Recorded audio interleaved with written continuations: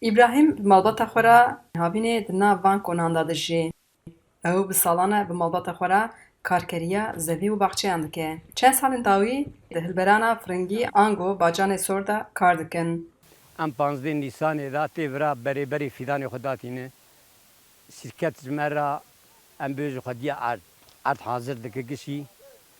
Em tê fîdana datîne û em malê xwe çadırê xwe dide ser. Em heyanî onîncî ay li vira dimîne. Malbet tevî malbeta xwe. Onîncî ay ez bêjim avî zemanî yedincî ayî da şamkê me derdikeve. Em şamkê xwe difirôşe şamkê me 3 milyon nîva derê. Di germa havînê de helbet karkirina zeviyan ne tiştek hêsan e. Em serê sivê di şeşa de tê vira, em di hefta de derin mal. Vira ava me germ e.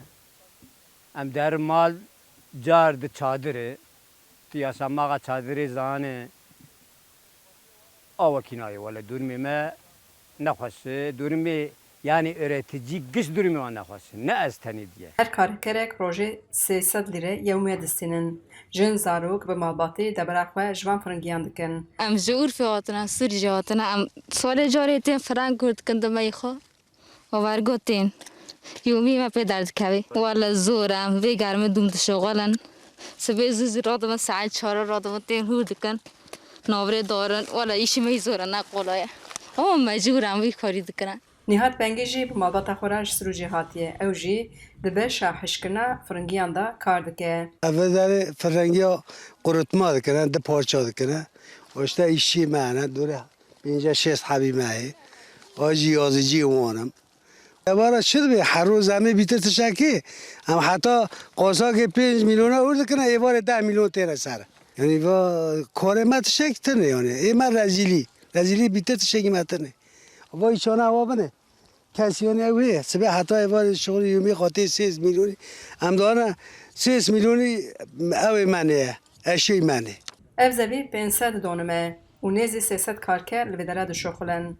Van Firingiyan hişk dikin û ji Amedê diçin sufreyên Ewropayê. Diyarbakır daha önce Berê ji bo çend karên cuda em li herêmê bûn, medîsa karê Firingiya hişk dikir. Lêkeş û hewayê erdê deştê ji bo hişkkirina Firingiyan baştir e. Herwiha me xwest vê de bigêje xelkê din jî.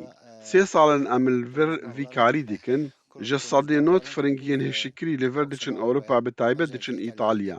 Hin kes Firingiyan diçînin. Hinek jî wan dikin du felq û xwe dikin û li ber tavê radixin. Dirêjên tûjên rojê li vê deştê Firingiyan di 4 rojan de hişk dike. Rojê nêzî 100 ton firingî li van zeviyan tên berevkirin û ser ober û belekiyên fireh radixin.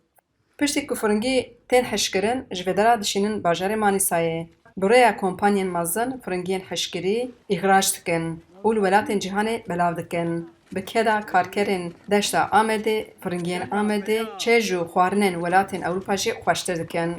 Xecî Canfarqîn, Dengê Amerîka, Amed.